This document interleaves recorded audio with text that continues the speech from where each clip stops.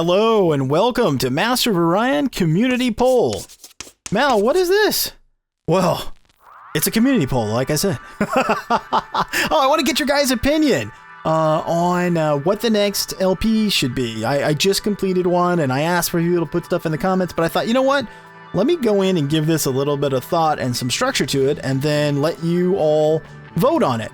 For those of you that aren't familiar with me, again, my name is Mal, and welcome to the community. I play a lot of strategy, simulation, and role-playing games, and Master of Orion is kind of an anchor tenant on the channel right now because it's about space, and it's fun, and it's a strategy game, so it kind of hits all the marks for me.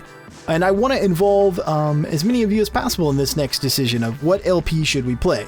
Now, we are in what the devs call post-Phase 4 of the early access. So all of the races are unlocked. We've seen a lot of different improvements. We've got new starting conditions, but be it how fast is your technology going to be, how fast are you going to grow, so on and so forth. So we're going to include all of that in this poll. So there's going to be basically 2 votes. You're going to vote for starting conditions of the next LP, and then also which race I'm going to play. So let me jump in and I'll show you each one that I'm thinking about doing, and then we'll talk about starting conditions as well. Alright, so up first we've got the Cylon, which are research-focused, brilliant, unsympathetic, and creative. They've got the small world, they've got artifacts, so they get plus bonus to research on their homeworld. They get additional 50% of research based on their population, which is pretty phenomenal. They do have a negative combat rating of 25%, which is really not that big deal. It's largely overcome by technology. Gravity tolerance, low gravity. This is actually does impact you, particularly in the early game. Later on, after you get gravity generators, about mid-game point, not as big of a deal. This is also going to be a bigger negative or not an issue, depending on what the starting conditions are. Like if we have regular research speed or advanced research speed, then you're going to get to those gravity generators sooner or later. So something to consider. And then starting technology, government. That's just nice. So you get the government support facility right out the door, which allows you to improve morale and what have you. But I haven't played these guys yet in an LP. I sort of stayed away from them. They're generally the most popular, both in Master of Orion II and then even with the new Master of Orion that we're playing here. A lot of people have played the Cylons, which is why I've sort of stayed away. But it's been some time and I really like them. So this is one of the options. All right, let's move on to option 2. So here's option 2, the Bulrathi. So this would be if we wanted to be like really aggressive, kind of similar to the last campaign actually, where we would try to go to war early and take advantage of the starting trades. So they've got a large homeworld, mineral rich, which is really great at the beginning. This doesn't scale well. Matter of fact, let's see. They do have plus 25% defense, that scales well, and ground combat rating plus 25%, that scales well too throughout the game. But large homeworld, rich homeworld, it's really only good at the beginning of the game. Gravity tolerance, high gravity. Now that's pretty useful actually. Some of the better worlds by default are high gravity, and when you do like gas giant compression, you get a huge barren world that you can then colonize. They're almost always high gravity, so that saves you a little bit of time in the early to mid game. But of course, the aforementioned gravity generators kind of make this like whatever, not as important once you get to the mid game, but it's still useful. And again, I like the fact that you've got these combat ratings here and then the beam defense. Those will scale well. And then starting technology physics, that's useful. So we would play them very aggressively. So our option 1, the Cylons, we would probably turtle a little bit. So the first couple of episodes would be more of us trying to do expansion and scouting and really focusing on research, and almost to the point of like we don't have any defenses, so if we get attacked we might die early. That would be what would happen with the Cylons. With the Bulrathi, it'd be just the opposite. We would try to aggressively locate and then attack early to take advantage of the fact that we can build ships quickly and that we have extra defense. Alright, so let's move on to option 3. Alright, and here's our third option, a custom race. So I've picked the Klakon as our race genetics, which means that's what we'll look like. Obviously, our name is going to be Malrocha, right? Because you know, I'm a giant cockroach, so that's the way that's gonna go.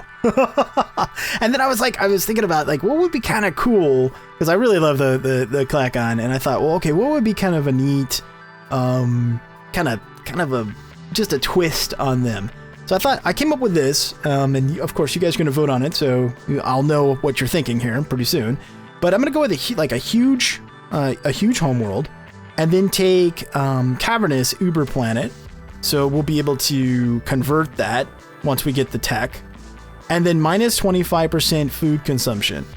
So basically, we don't have any great bonuses to command points or production or anything else, but we could grow like wildfire. Like we should really be between a huge homeworld as a base, and then the minus food consumption, and then later on being able to take advantage of cavernous Uber planets. I think it could be really potent, especially combined with certain tech. Now, there are some disadvantages to doing this. While these Uber planets are good, let's bear in mind that you can transform an arid planet, in this case, into cavernous. Well, depending on what worlds you find, you can't always get an arid climate. You can find a lot of them, but you can't always. There's some tricks that you can play where you can let, pollution knock a biome level back, and then maybe that'll turn into arid, but it's not a guaranteed thing that you're going to have tons of cavernous planets. So that 20 points is a little bit of a gamble, but huge homeworld and food consumption are not, right? Those are kind of static, known benefits. So this huge planet will certainly help us with the early game. It doesn't scale that well, but it helps us a ton with the early game. And then food consumption being minus 25% scales throughout the entire game. So that's a good bonus no matter what. I was toying around with not doing cavernous and picking up morale. Like, this might actually be a better deal, because this would allow you to have like a BC, a credit income of 4 per turn on all pop. Right off the bat, even if you don't have other like government buildings and things like that to improve your morale without having anyone go on strike. And I'm just trying to debate, like, is cavernous better or is morale better? So that part I'm not 100% on. So I'll have this custom race as an option, and then when we actually get started, I'll do like, I don't know, maybe a coin flip on whether or not I'm going to do morale or cavernous. Okay, but option 1, Cylon. Option 2, Larathi. Option 3, what I'm going to refer to as the Malvian Collective. The Mals. Yeah, Malbugs. Oh, Malbugs. Oh, I like it. So those are going to be the 3 options. So let me know what you think. Let's move on to starting conditions. All right, let's talk about starting conditions. Now, first off, just sort of ignore the Silicioid the Silicoid. I've got them there as just a placeholder. This will obviously be us when we start playing. This is the intended opponents. So we've got the Terrans, the Sakura, the Human, the Alkari, and the Marshan. And the reason I've chosen those is because I've read in previous comments throughout the last couple of LPs, actually, that people want to see some of the older empires. And so I'm trying to give them some exposure. So we've got the older empires, and then actually this Terran will probably end up being the Silicoid. So we'd end up with the Silicoid, the Sakura, the Human, Alkari, and Marshan as our opponents. Now, I've settled on Medium Galaxy. I'm not going to have you guys vote on that. I just feel like it makes for a decently length Let's Play. It's a kind of a good blend between too little in terms of expansion and too much, because some of the bigger galaxies, quite frankly, large and huge. I might do one of those in the future, but they take forever to finish. So, okay, let's see. We're going to stick with Circle, because if we go with Spiral, we won't meet anyone for like a long time until we get the tech to go through the blocked warp lanes. So we'll stick with Circle, Galaxy type. Now, we can do Young, Average, or Old in terms of galaxy age. I think average is probably the best. So let's talk about what we are going to vote on. First off, starting age. We've got pre-warp, post-warp, or advanced. I'm not big on advanced, so I'm going to X that out. But you can vote between pre-warp or post-warp. So this would be where we basically start with absolutely nothing. And this post-warp is what you're accustomed to seeing, where we start with like one colony ship and a couple scouts and that's sort of that deal there. And then advanced, we're not going to get into that because we're not going to do that. So we've got pre-warp or post-warp. Difficulty level, I'm going to set that to very hard. Obviously, we have 5 AI opponents. And then here's some other things that I want you to vote on. Research speed, which if you haven't seen the last LP and you want to kind of know what research speed looks like, the last Let's Play I just completed, I had it on slow research speed, and it took the entire breadth of the LP to actually get to in-game tech, like the final technology. So it's when it says slow research, it's slow. Okay, so slow, normal, or fast. Production, same thing, slow, normal, or fast. And then population growth, slow, normal, or fast are there as well. So I want you to vote on those aspects as well. Now, how are you going to vote? You can put stuff in the comments if you want, but what I'm going to do is in the description of this video, there's going to be a link to some straw polls. So you just click on that. It's going to take you to it. You don't have to make an account or anything if you've never used straw poll. It's just something that's going to pop up on your screen, and you vote on it, and it'll give me the results. And my plan is to keep this voting up for at least the next 48 hours. So the next Master of Orion series won't start until later this week. Obviously, after I've collected that information from all of you.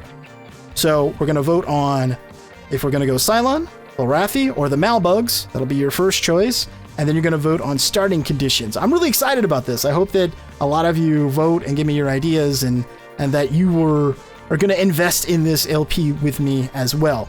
Anyway, I hope that you've enjoyed this little community poll update about Master of Orion. I hope you vote. Thanks so much for watching, and until next time, I'm Mal, and I hope you leave contented.